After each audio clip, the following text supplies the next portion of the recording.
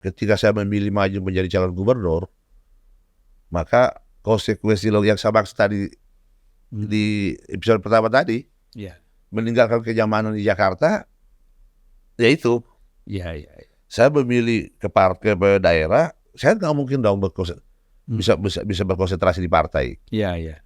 Artinya waktu saya akan habis di daerah saya. Hargai kepala daerah, kepala negara kita, karena mereka adalah putra terbaik.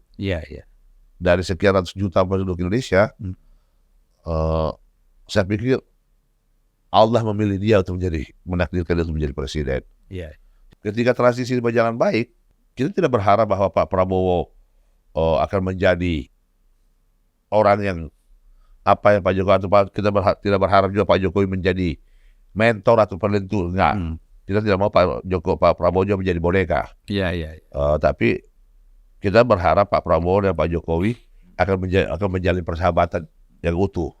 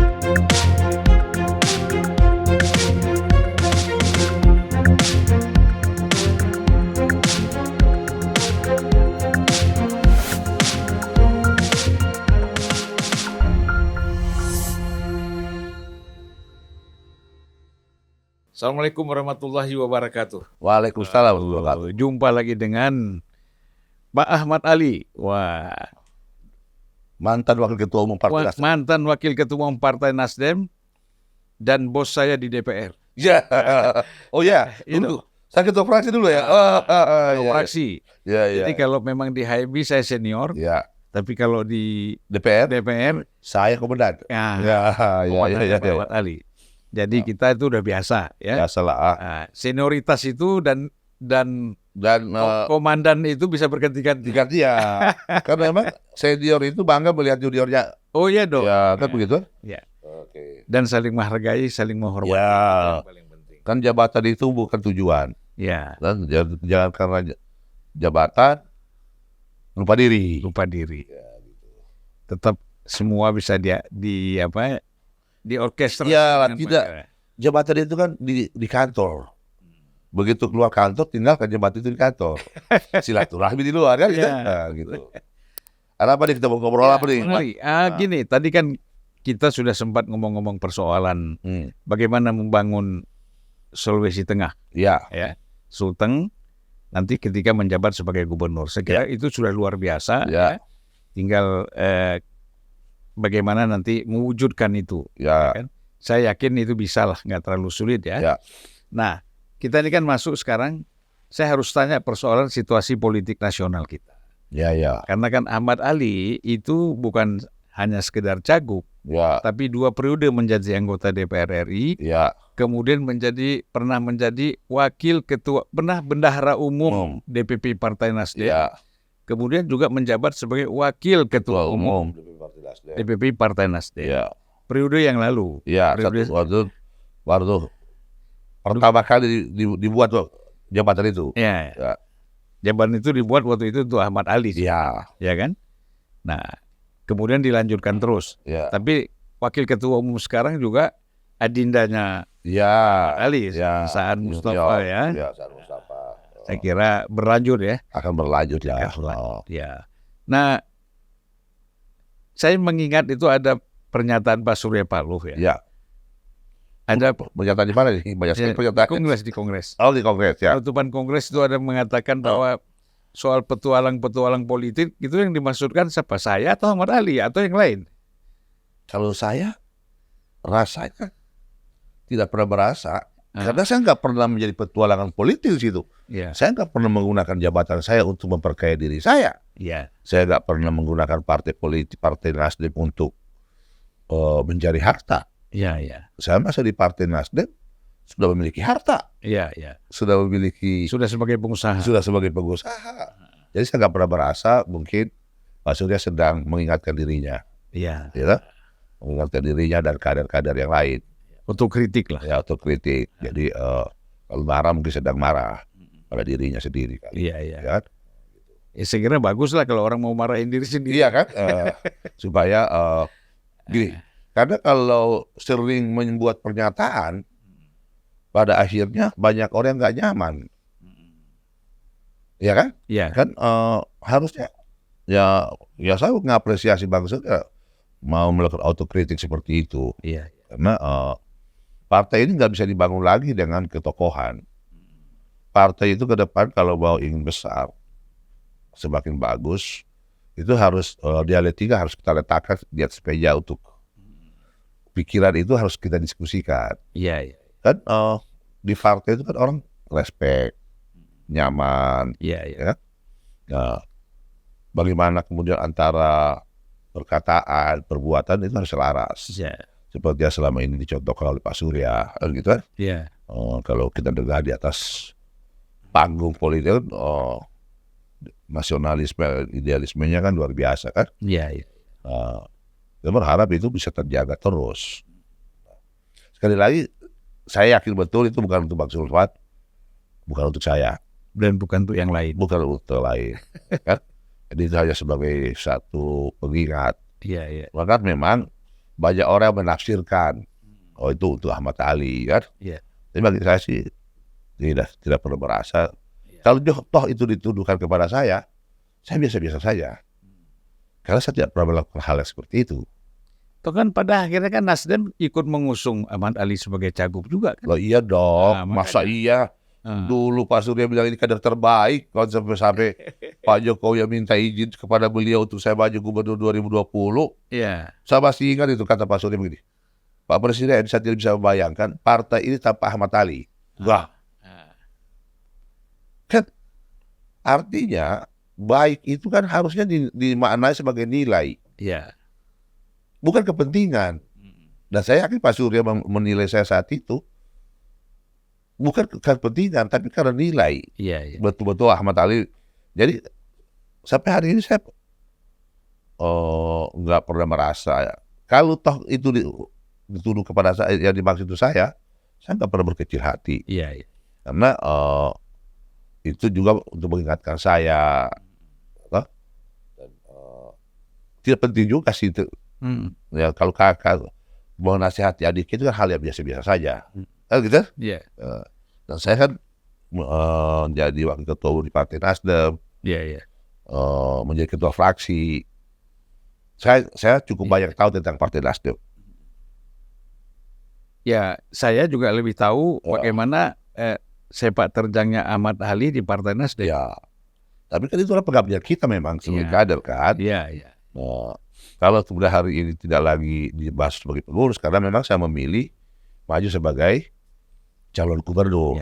Dan memang apa yang diucapkan tadi sebelumnya bahwa kita tidak membangun kepentingan keluarga, kepentingan kelompok, ataupun kepentingan kawan. Itu kan memang Ahmad Ali sudah membuktikan di Nasdem. Tidak pernah misalnya mengutamakan orang untuk caleg.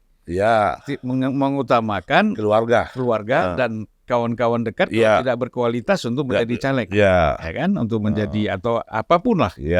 Jadi saya kira selektivitas yang dilakukan itu luar biasa. Betul. Itu juga pelajaran. Buat saya juga mengambil pelajaran apa yang dilakukan Ahmad Ali di Nasdem. Memang sih banyak pertanyaan. Kenapa tidak lagi masa pengurus? Pertama pasti karena sudah berakhir masa jabatannya kan, masa baktinya kan, satu periode. Terus kedua, mungkin saya tidak berhasil. Saya gagal membangun sistem kepartaian sehingga di luar ekspektasi lah kira-kira seperti atau itu. Kita anggap juga ada regenerasi. Memang juga ada regenerasi, dan di sisi lain itu objektivitas menurut saya mengapresiasi itu karena memang dan saya itu juga sesuai keinginan saya bahwa ketika saya memilih maju menjadi calon gubernur, maka konsekuensi yang saya maksud tadi di episode pertama tadi, meninggalkan kenyamanan di Jakarta, yaitu saya memilih ke daerah, saya nggak mungkin dong bisa berkonsentrasi di partai.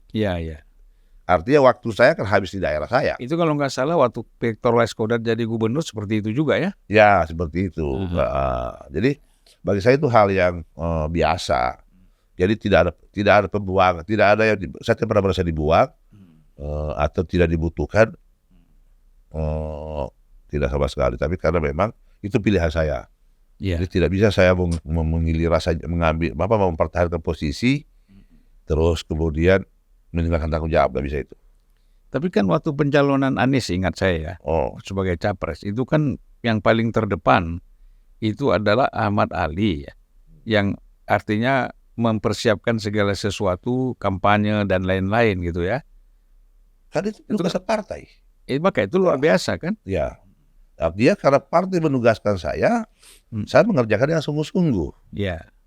Bahwa hasilnya sekali lagi kita tidak pelajaran untuk kita semua bahwa yang baik menurut kita belum tentu baik di mata Allah. Ya kan? Jadi tidak boleh kemudian kita melihat hasil, tapi proses. Harusnya itu kita lihat sebagai satu proses kan? Proses kita bekerja bersungguh-sungguh. Ya mungkin di mata ketua umum itu tidak maksimal.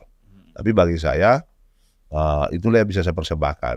Dan saya mendampingi Anies sekali lagi itu adalah penugasan partai. Partai memberikan suatu keputusan menunjuk saya untuk melaksanakan mendampingi Anies. Ya, gitu. Tapi kita sudah optimal dan hasilnya Partai Nasdem naik 10 kursi. 10 kursi ya dari 56. Pokoknya dari 59. Sekarang kan 59 ya. 69. Ya. 10 kursi luar biasa itu. Ya. Saya kira bukan tidak bahkan seperti Gerindra sebenarnya turun ya. PDIP turun. Ya, jadi sebuah partai yang mengusung Anies itu naik. Artinya tidak bisa kita pungkiri bahwa partai-partai itu mendapatkan efek positif. Efek ekor jas atas pengusungan terhadap Anies. PKS, PKB dan Nasdem gitu. Ya itu memang kenyataan ya. Artinya insting politik Pak Surya tidak salah. Untuk satu bentuk kepekaan. Itu Pak Surya memiliki itu kan. Ya mungkin problemnya adalah sedikit ada persoalan dengan Pak Jokowi aja ya. Bagaimana itu kita melihatnya? Di sisi lain gini, saya tahu apa pembicaraan, apa komitmen yang mereka bangun. Tapi pada sisi kepartaian, Pak Surya memperlihatkan independensi dia sebagai ketua partai, bahwa sebagai ketua umum dia punya hak, dia punya otoritas untuk menentukan siapa yang akan dia usung. Tapi menjadi masalah kalau kemudian sebelumnya ada komitmen. Kita tidak tahu. Karena ketika penutupan kongres itu, walaupun saya tidak hadir, mengganggu perasaan saya ketika Pak dalam koran Tempo atau beberapa media mengatakan, Pak Jokowi mengatakan begini, dengan Bang Surya susah. Hari ini jabatan, besok minggu depan berubah. Ya kan gitu? Jadi ini kan jadi hubungan mereka pasang surut, tapi saya sekali lagi melihat itu pada sisi kepartaian, kepentingan partai. Pak Surya sudah melakukan hal yang betul. Independensi. Independensi. Tapi di sisi lain kita tidak tahu ada komitmen apa, karena sejatinya memang ketika kemudian karena kita masih terikat dalam satu koalisi, 10 tahun bersama-sama, jangan nanti dipandang bahwa setelah tidak lagi berkuasa Pak Jokowi kita lepekin. Kan nggak bisa begitu. Atau karena Pak Jokowi sudah tidak lagi berkuasa, ya tidak penting lagi dia aja diskusi. Dulu dipuja-puji banyak. Iya. Nah itu mungkin yang membuat Pak Jokowi agak, tapi hubungan itu kan hubungan mereka pasang surut. Iya. Biasalah. Ya saya berharap komitmen-komitmen yang dulu Pak Surya ajari ke kita, bahwa Jokowi itu adalah orang yang luar biasa, sahabat, Partai Nasdem, itu dipidatokan di beberapa kesempatan bahwa Pak Jokowi sahabatnya Partai Nasdem. Iya. Mudah-mudahan setelah Pak Jokowi jadi presiden, tetap sahabat. tetap menjadi sahabat. Iya. Bahkan mungkin lebih dekat lagi. Iya, berharap seperti itu. Iya. Jangan kemudian setelah, karena nanti kalau tidak lagi menjaga hubungan itu, nanti dianggap kita hanya dekat karena kepentingan. Ya, tapi kan begini, di luar persoalan hubungan Pak Surya Paloh dengan Pak Jokowi, ya, kita kan melihat banyaknya hujatan-hujatan kepada Pak Jokowi sekarang ini. Bahkan sampai yang paling ekstrim, Jokowi harus mundur dan harus dihukum. Ini pandangannya bagaimana? Begini, ketika kebencian itu menjadi faktor, kita sudah tidak lagi berlaku adil. Kan ini bukan kata saya sih, kata Al-Quran. Iya, betul. Kemudian karena di Al-Quran itu kan berlakulah adil kan. Jangan kebencian menjadi karena benci kemudian kita tidak bisa berlaku adil kepada orang tersebut. Iya. Nah, artinya bahwa saya juga pasti harus mengatakan Pak Jokowi sebagai manusia selama memimpin Indonesia yang besar ini, pastilah ada kelemahan-kelemahan. Ada yang kurang. Karena sejatinya itulah manusia. Kan? Sehingga kekurangan itu tereksploitasi. Tuduhan-tuduhan itu kadang-kadang banyak harapan orang yang kepada Pak Jokowi, terus kemudian tiba-tiba tidak tersampaikan, kecewa lagi, ya kan? Kecewa lagi, nuduh macam-macam, kemudian terakumulasi nih di ujung-ujung ini, jangankan Pak Jokowi, Bang, Nabi Muhammad, utusan Allah, membawa risalah untuk umat. Hujatannya tidak habis-habis, fitnahnya tidak habis-habis. Jadi ngapain gitu? Pusingkan kan? Artinya saya sih hanya melihat, saya selama Pak Jokowi berkuasa, saya nggak pernah mengambil keuntungan. Saya mengabdi, dan ketika saya jadi ketua tim dan lain-lain, saya diundang ke istana, saya nggak pernah datang. Karena saya ketua tim dari Nasdem kan, jadi biar Pak Surya lah. Tapi hari ini saya juga harus melihat bahwa sebagai ada kekurangan, iya. Tapi kemudian ada sisi positifnya banyak. Sehingga kemudian, ayo mari kita coba jangan hanya melihat sisi negatifnya, sisi positifnya. Hari ini semua yang dilakukan Pak Jokowi salah semua, iya kan? Ya janganlah seperti itu menurut saya. Dan menurut saya juga itu segelintir orang. Ya, kalau bangsa ini mau besar, ayolah hargai orang-orang yang pernah berjasa, hargai kepala daerah, kepala negara kita, karena mereka adalah putra terbaik. Dari sekian ratus juta penduduk Indonesia, saya pikir Allah memilih dia untuk menakdirkan dia untuk menjadi presiden. Jadi betapa naifnya kita, dia menjadi presiden pilihan Allah, terus kita menghujat yang Allah tetapkan itu. Lah, emang dia presiden itu karena maunya siapa? Bukankah 50 ribu tahun sebelum dunia diciptakan, Allah sudah menentukan siapa pemimpin negeri ini kan? Nah, artinya maka kalau menyukai orang, sukailah pas-pas. Membenci pun seperti itu. Karena manakala besok. Jangan berlebihan. Jangan berlebihan. Jadi saya tidak dekat dengan beliau, tapi saya mengapresiasi bahwa banyak sekali hal, kan banyak sekali tuduhan-tuduhan. Nah, semua kesalahan orang dilimpahkan kepada dia. Cuma kan masalahnya Pak Jokowi ini orang yang nggak mau reaktif. Tidak mau reaktif. Iya, iya. Bayangin kalau kemudian tuduhannya dia anti-Islam dan lain-lain, berapa banyak orang ditangkap.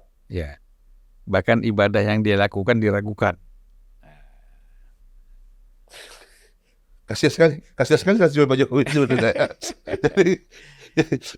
Jadi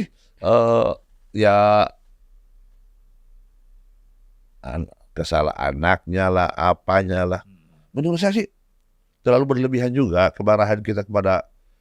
Tapi kan juga tidak banyak orang sih. Iya. Segelintir orang yang kemudian. Survei terakhir kan kepuasan 86,6%. Lah iya, artinya cuma kan media ini gini, itu menarik untuk dijual. Iya. Ratingnya akan tinggi kan? Nah, maka ya kita paham. Itu heboh. Iya. Benar. Itu heboh. Jadi sekali lagi sih yang paling penting sekarang ini kan bagi saya transisi kekuasaan ini akan berjalan baik. Ya. Nah, karena ketika transisi berjalan baik, kita tidak berharap bahwa Pak Prabowo akan menjadi orang yang apa yang Pak Jokowi, atau kita tidak berharap juga Pak Jokowi menjadi mentor atau penentu. Enggak. Kita tidak mau Pak Prabowo juga menjadi boneka. Iya. Tapi kita berharap Pak Prabowo dan Pak Jokowi akan menjalin persahabatan yang utuh dalam proses transisi ini, mulai transisi sampai ke depannya. Karena banyak hal yang harus kita akui bahwa Pak Jokowi dulu jadi presiden. Iya. Sehingga lebih awalnya dia jadi presiden, sehingga dia berpengalaman.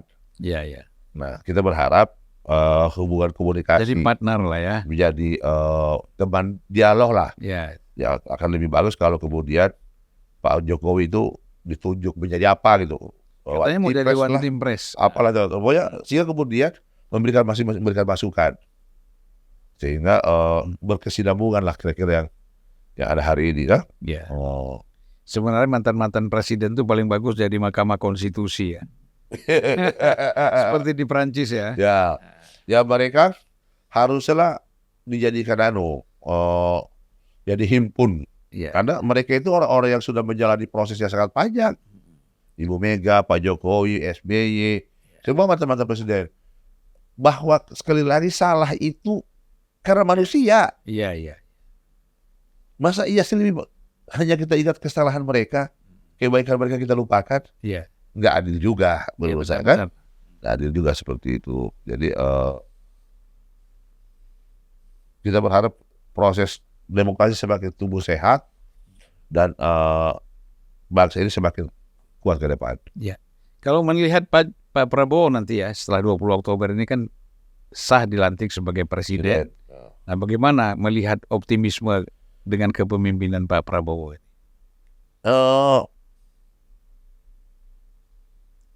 Pak Prabowo pertama sih ketika saya pertama ketemu lagi dengan dia setelah beberapa lama dalam masa kampanye kan nggak pernah berseberangan. Iya. Pasti tahu lah, semua orang tahu saya dengan kemarin dengan ada Pak Prabowo berseberangan. Tapi ketika saya ketemu dengan beliau, Gerindra adalah partai pertama yang memberikan dukungan kepada saya. Iya. Saya pun kalau Gerindra tidak dukung, saya tidak akan maju. Iya. Karena daerah itu tidak akan mungkin maju, pemerintah daerah itu tidak akan mungkin bisa membangun daerahnya tanpa ada kedekatan tertentu dengan presiden. Iya. Nah, artinya ketika saya bertemu beliau kan tahu saya, kenal saya. Terus kemudian tahu juga saya sama Anies. Ketika saya maju minta dukungan, sedikit tidak pernah menyinggung tentang pilpres. Iya. Artinya di situ kenegarawan dia. Jiwa besar ya. Jiwa besar dia. Padahal bisa saja dalam kampanye saya terhadap Anies untuk menaikkan Anies, melebih-lebihkan Anies, mengurangi Pak Prabowo kan. Tapi apa yang selama ditakutkan orang Pak Prabowo akan jadi otoritas? Menurut saya tidak. Yeah. Dia dengan membangun komunikasi, merangkul sebuah partai, itu adalah satu bentuk kebesaran jiwa dia. Jadi bukan menendang, tapi merangkul. Ya itulah seyogyanya pemimpin harus seperti itu. Ya, dan itu mulai dari setelah menang kan orang semua ketakutan nih. Para aktivis ketakutan semua, di trauma semua. Bahkan profesor-profesor di kampus pun ketakutan. Ketakutan kan? Nah, bisa jadi dulu waktu Pak Prabowo masih muda, masih Orde Baru, sebagai prajurit dia hanya melaksanakan perintah. Iya betul. Sebagai prajurit, hanya bisa aja siap. Iya. Laksanakan. Apalagi dulu ada Sabta Marga ya. Iya. Itu kan kitab suci mereka. Iya. Nah, artinya saat itu kan Pak Prabowo ini dicap bengis, berlumuran tangan, darah tangan. Tapi bisa saja ada benarnya Mas cerita lama itu. Dengan proses waktu, kedewasaan, dan beliau bukan lagi orang yang masih muda. Iya. Akan sangat terlihat kedewasaan dia, kebijakan dia, lebih kearifan beliau. Orang kan interaksi itu menentukan. Ya, nasionalisme dia.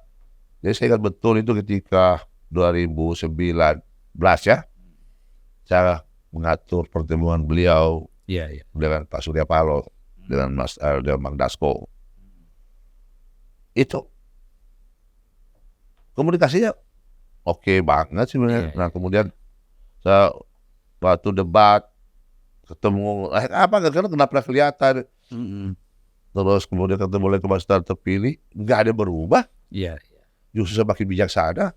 Yang saya ingat itu begini Bang, ketika saya bertemu beliau, nggak lama rekomendasi tanda tangan oleh beliau, terus terjabat tangan. Saya tanya, Pak, pesan buat saya apa? Kalau kamu terpilih jadi gubernur, kamu jangan makan uang rakyat. Siap. Iya. Hanya itu satu pesannya. Tidak ada pesan untuk kepentingan partai, nggak ada. Kamu jadi gubernur, kamu jangan makan uang rakyat. Dan ultimatum dia itu nampaknya untuk seluruh calon gubernur. Seluruh gubernur, setelah saya tanya, ternyata itu berlaku untuk semuanya. Luar biasa. Nah, artinya komitmen kebangsaan seperti itu. Kalau juga memang pasti dengan Pak Jokowi berbeda. Iya.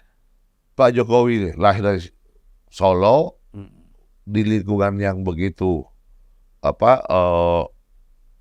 tata krama, halus. Iya. Dengan Pak Prabowo besar dengan didikan tentara bos. Iya. Ya pasti beda gayanya, tapi kepribadian juga insya Allah.